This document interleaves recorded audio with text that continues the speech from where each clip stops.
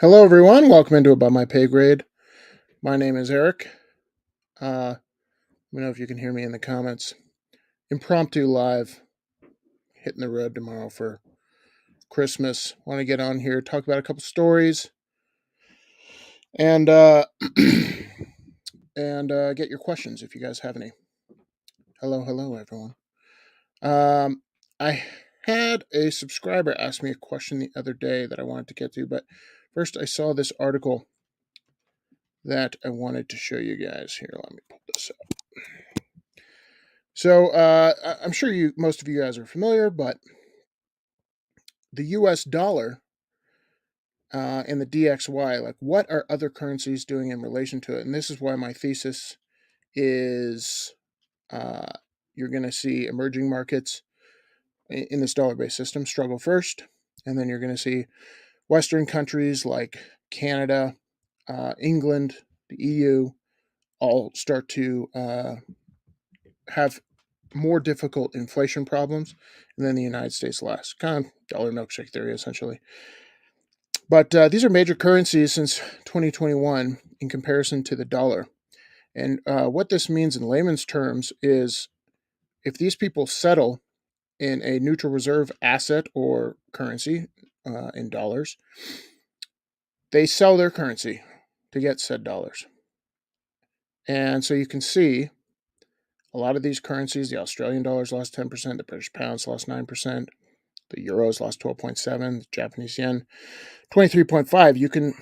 You can see how that would be a problem for it's a kind of a two-headed monster. Number one, a lot of these people still have demand for treasuries because if treasuries in their system are yielding less, they still have demand for US treasuries because that's the reserve asset. But then when they have to sell their currency to get dollars, that is the problem because their currency continues to lose value. I just thought that was interesting. Um, but I did want to share something else. I had a subscriber ask me about my opinion on uh, basically America's intervention, and I'm by no means pull this up on my computer here. Got this new using my smartphone as my camera, so see how that works.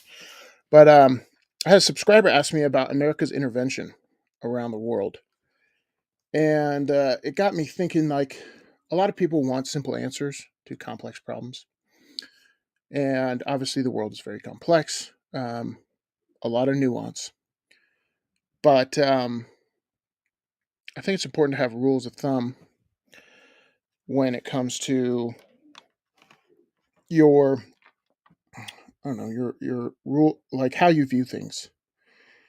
And I said earlier today in a video, um, you don't really judge people based off their intentions. You should judge them based off the results. And so when it comes to international conflict and American intervention, what has been the result since World War II? Um, I don't know. That's kind of in the eye of the beholder. But my experience, it's been negative. Uh, we intervened in Libya, we intervened in Iraq, we intervened in Afghanistan, um, and those are just boots on the ground. So we intervene in quite a few countries in an effort. Where right now we're intervening in Ukraine, in an effort to, I would imagine, uh, export.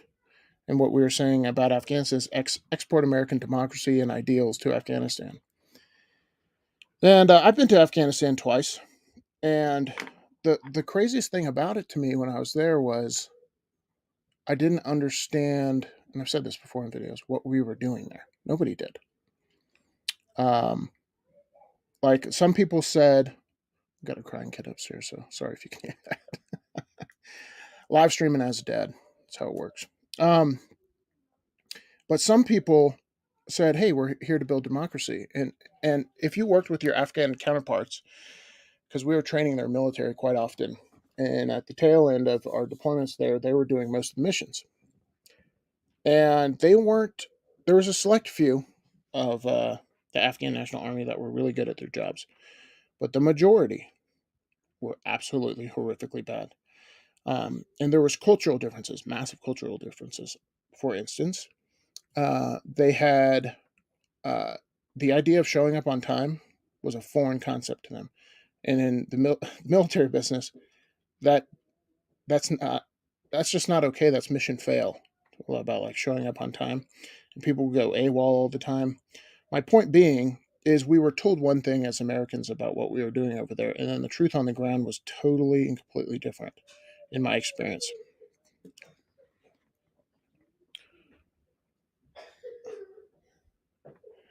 Sorry, I got a crying kid. Um, so so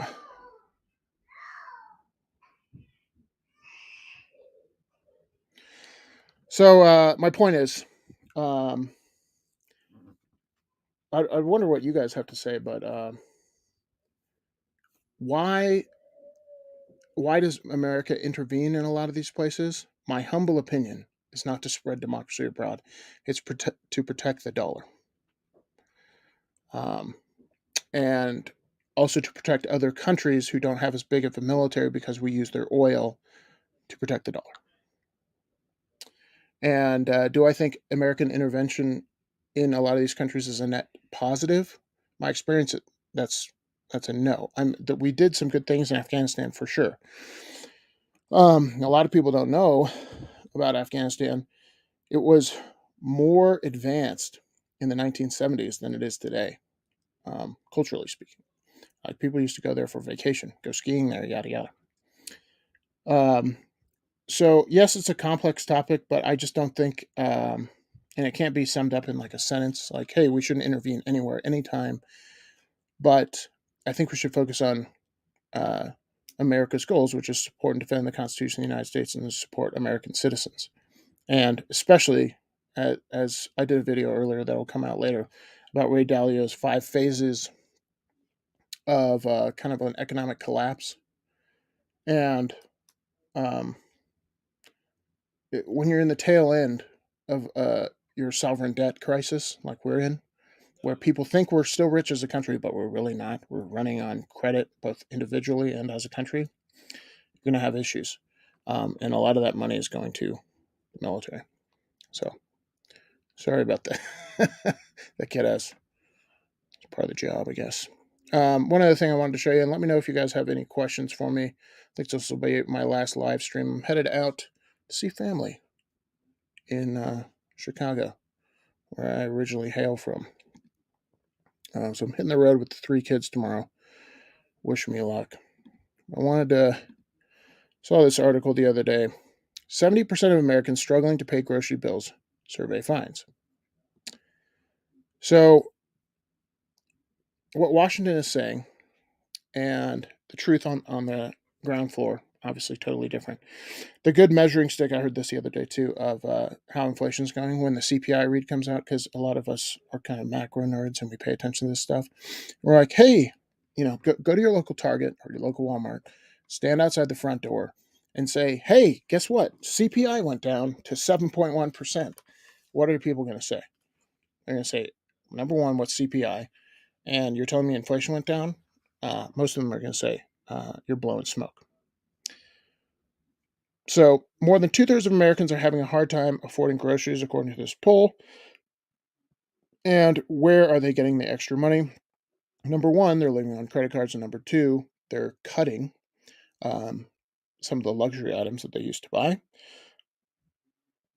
And it says here in the article about what the Fed's saying about inflation as being our number one problem. But I just don't see groceries going down anytime soon because that's a supply chain issue, in my humble opinion. All right, I'm going to go through some of your questions. Sorry, I'm a little scatterbrained, kids. But let's go through some of your questions. We live? Can you guys still hear me? Give me a thumbs up if you can hear me.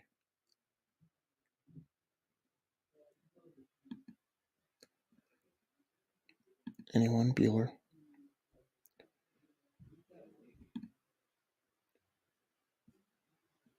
All right. From Florida Rich. Afghanistan was a total waste of money, resources, and most importantly, human lives. Should have never went there. Yeah, I would say.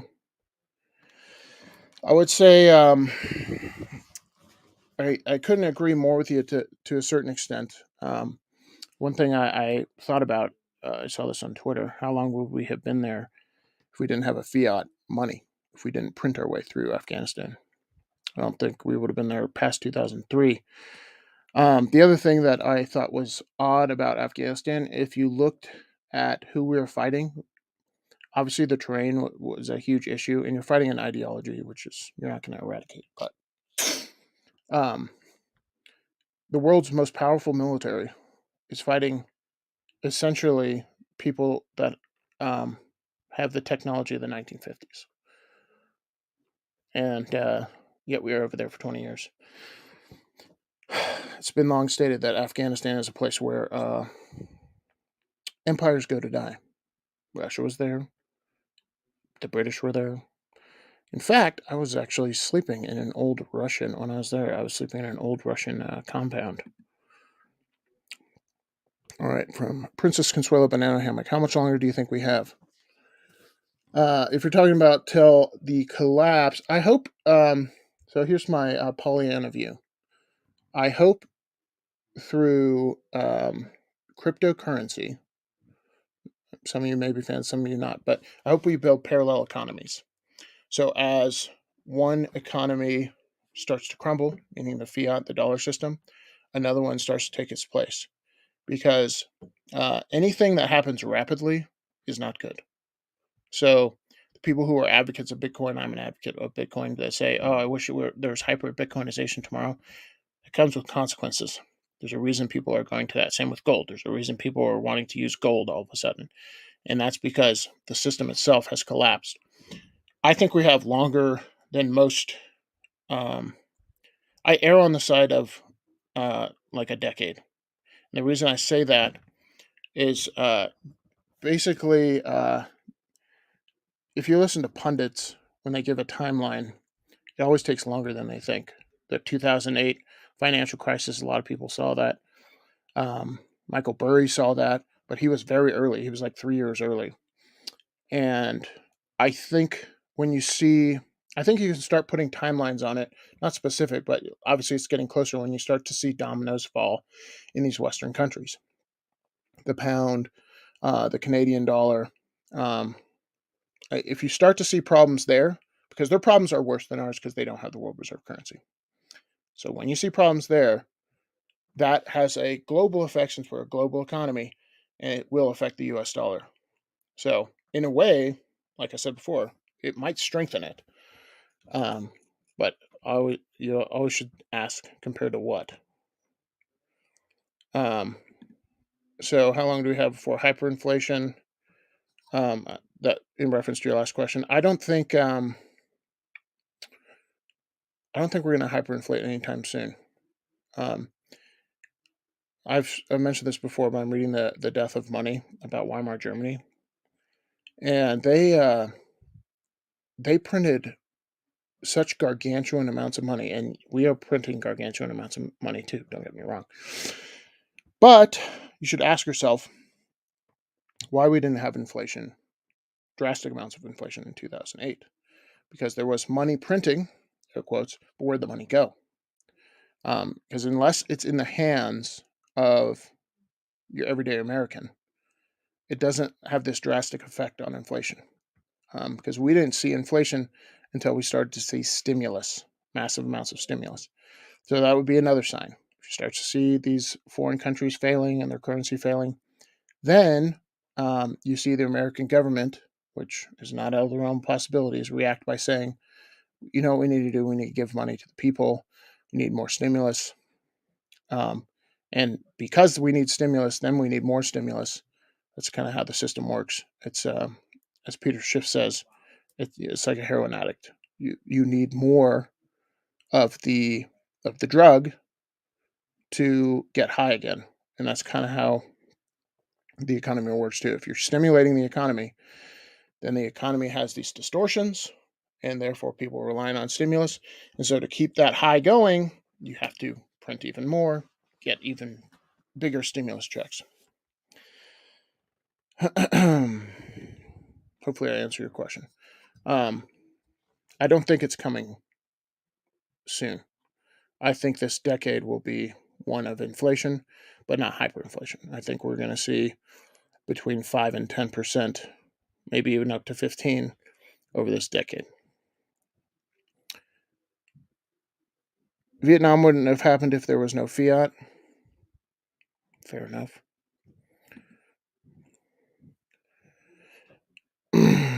Well, America can outproduce, out innovate, and outwork any other country on the planet if their government gets out of the way. Yeah, there's something unique about America. I've traveled all over the world, and George Gammon says this too. It's like American entrepreneurial spirit and the idea of making things better, working hard, showing up on time. These values that a lot of Americans have is unique to America. I was mentioning Afghanistan before, and that cultural difference, how difficult it was to train their military. Um, the same thing, you know, on the opposite side can be said about America. Like, we have a lot of hardworking folks in this country, and I agree with you. If the government got out of the way, I did a video earlier today. People are finding ways to start schools, um, but the government is siphoning money away from you through property tax and extorting it to a degree. Because, hey, you don't want to go to the public school because you don't like what they're offering, and you maybe think you can get a better product, but government's still going to take that money. And so, to take the power away from them, we're giving competition through charter schools, and the federal government, also known as teachers unions, does not like that. So, an innovative product, and the government shuts it down. Not a huge surprise. All right, let me know if you guys have any more questions. I have one more article to share with you guys that I thought was quite interesting. This one's out of New York, and I think our culture. Have you guys ever heard of the fourth turning? Our culture's going through this shock that is probably surprising to a lot of us. Like, for instance, there's things you hear online that if somebody were to utter those 10 years ago, you wouldn't even know what they're saying. Like the words like cisgender, for instance. Never heard that for like 3 years ago. So, uh, another thing is, I think there's this entitlement mentality, and it's easy to kind of say that about other people, but America's had it good for a very long time. That's what I'm trying to say. And so, if you can do nothing and still get something in return, a lot of people will take that. And here's an example of that. New York's new school, students demand A grades and refund from faculty. So the students are on strike. The faculty was originally on strike, but the students are now on strike because the faculty were, and students are demanding all A's. Students in Manhattan New School have entered their second week of protest and occupation of campus building, issuing a 16-point list of demands, which includes tuition refunds, better quality cafeteria food, and A grades for every student. And I mean, that's a way to get A's. But this goes back to the point is what is education even for? And we've lost that in this country a long time ago. It's education is supposed to make you think, right? It's supposed to make you a better person. It's supposed to make you think outside the box. That's what liberal arts education is for. And it's become a piece of paper, expensive piece of paper. And I've said that back to when I was in college in 05, or so I'm dating myself. I was in college back in 05, 06, yeah. And I was saying that when I was back in college then. I was like, what am I even studying for? It doesn't make a lot of sense. Um, yeah, it is real, unfortunately. Scour the internet. I have a video coming out in 2 days. I made a lot of videos today because I'm going to be on the road, but I have a video coming out in a couple days. I saw a video on TikTok about a kid named Dylan Mulvaney that was invited to the White House, and He's a activist of sorts, and if you don't know who he is, look him up. But I like to think about it through like a cultural lens. Like, how do we get to the point where it's actually acceptable to deny what the truth is? Like, we use phrases like "your truth" and "my truth," and you think it would be somewhat bipartisan to just say that there is the truth, and me and you both can't be right at the same time and saying the exact opposite things. But unfortunately, that's where we are as a society. Peak clown world. Yes, I agree. Um, but again, I like to. It's really easy to like roast these people because it is so bad. Um, but reality has a way. Unfortunately, if you remember back to like people's, this was going on in like the early 2000s. People were like, well, they'll learn when they get into real life, when these kids were acting up in college, and then all of a sudden, real life kind of changed around them because it became a big voting block. But it doesn't matter uh, how you view things. Truth is outside of you and I, right? It doesn't matter if you think gravity doesn't exist. If you jump off a building, you're going to hit the bottom, and it's going to hurt. And the same thing goes with economics. Same things goes with biological reality, the military, all the things that are kind of being affected, unfortunately.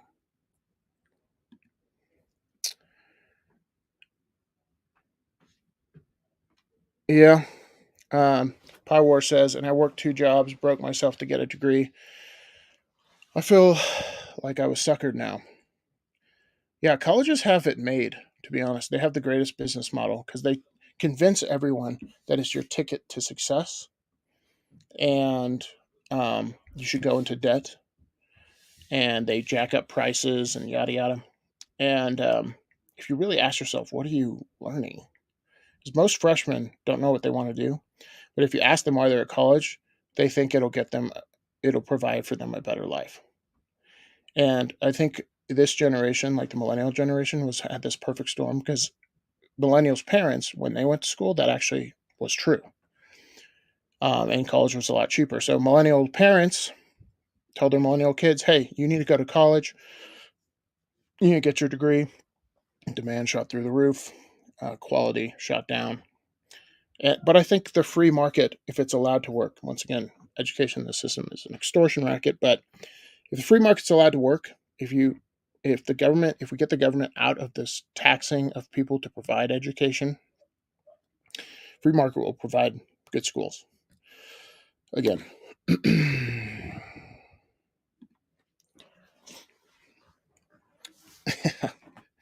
Yeah, you go to any doctor's office, they have their diplomas up. Um, and I'm not against college, but I'm for what I always tell people. I'm for education. The question is if you're getting it at school. A lot of people aren't. I didn't feel like I was when I was going to school. Like, I was like, hey, if I want to spend $3,000 a credit hour, um, I want to learn about something that's going to make me more productive. If I want to read about Shakespeare, I'll do it in my off time. I don't need you to charge me $3,000 a credit hour to do it.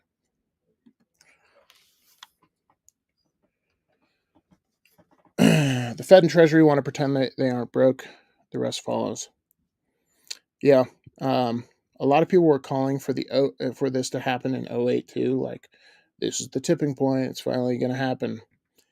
Um, and they were continually able to kick the can down the road. I don't know if you guys saw my video the other day. It was really interesting. Neil Kashkari of the Minneapolis Fed said, "We don't really care what the Treasury and Congress wants to do, or if they're putting pressure on us because raising interest rates is causing their interest payments to go up. That's not our business." Most people would disagree with that, um, like based off Fed of the past. But if he's actually telling the truth and he actually doesn't care that them raising interest rates is going to cause the interest payments for Congress to go way up and the treasury to go way up, therefore making our deficit go way up. I think that's a good thing, and I think that will actually extend the life cycle of the dollar. It's when they pivot and how big that pivot is and what causes it that will be the like, uh-oh. And, because they won't be able to do this again. They won't be able to tighten again. My humble opinion.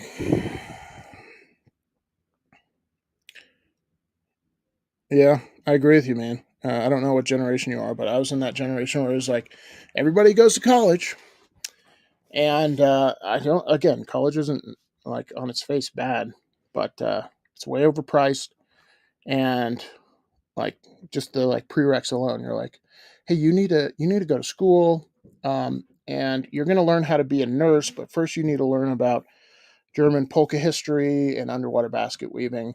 That's just a money making um, scheme, unfortunately.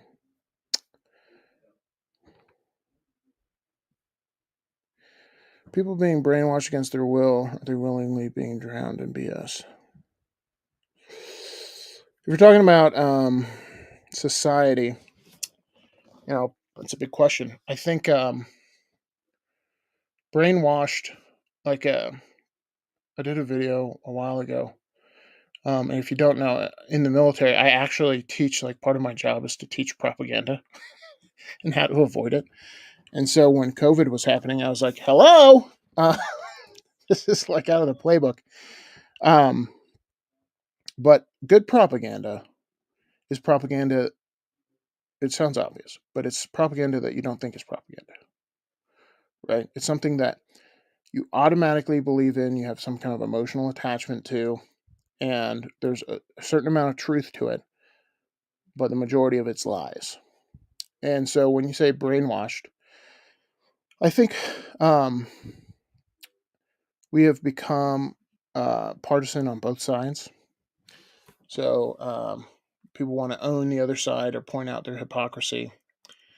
And I always ask, because I have quite a few liberal friends. I'm not liberal, I'm fairly conservative. But I always ask, okay, so in a society where you have a person who wants to do X and another person who wants to do Y, how do you live together?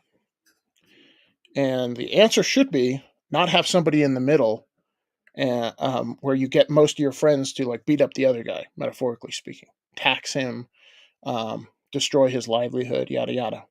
You advance freedom as much as possible within the law.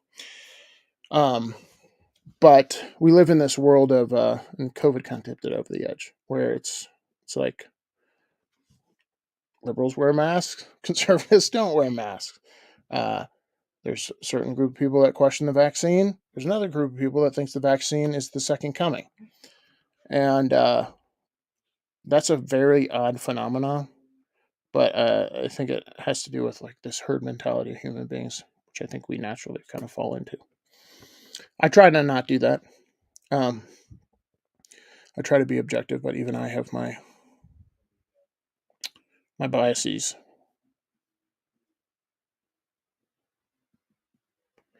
Yeah, I've said that before. There are different factions of the mafia fighting fighting over turf. That's the nature of human beings. Like if you follow uh, the psychology of the money system is what I like the most about macroeconomics, because economics really comes down to human behavior. But politics, which is why you limit power and you um, don't have a uh, centralized system, is because human beings are prone to um, conserve power and be distorted and be bribed and yada yada, including me.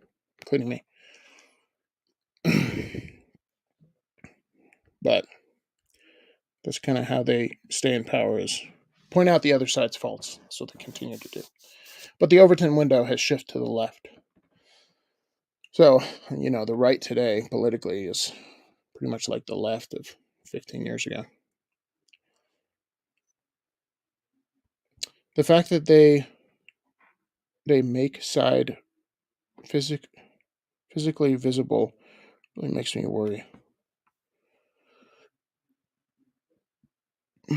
Oh, I see. I mean, who cares if you wear a mask or not, unless it is to show loyalty? Yeah, so my question, I always like to reach across the aisle, whatever that means, people that disagree with me. Because if you're just talking to the people that agree with you, you're kind of like echo chamber, right? So I do have a lot of liberal friends, but like even down to like very obvious critical thinking questions. Okay, so the vaccine stops transmission, correct? And they would say yes or no, and mostly yes. Okay, why am I still wearing a mask? And or the vaccine stops transmission. Why do you care if I get it? Like stuff like that. That's shouldn't be partisan. It's a very just kind of binary question about reality, like what we're dealing with. Um, People think emotionally. Unfortunately, they don't think logically. That's in my experience. All right, guys, it's a short one tonight. I'm waking up early, hitting the road, but appreciate you guys hopping on here. Got a couple of videos coming out. I'm going to do one from downtown Chicago this week. I haven't been back there in like 11 years, so we'll see. Seen the news, so we'll see what it looks like. Kind of walk around and check it out. But wish you guys a Merry Christmas, and I'll see you guys in the next live stream, probably when I get back from my trip. So I hope you guys have a Merry Christmas, and I'll talk to you soon. Peace.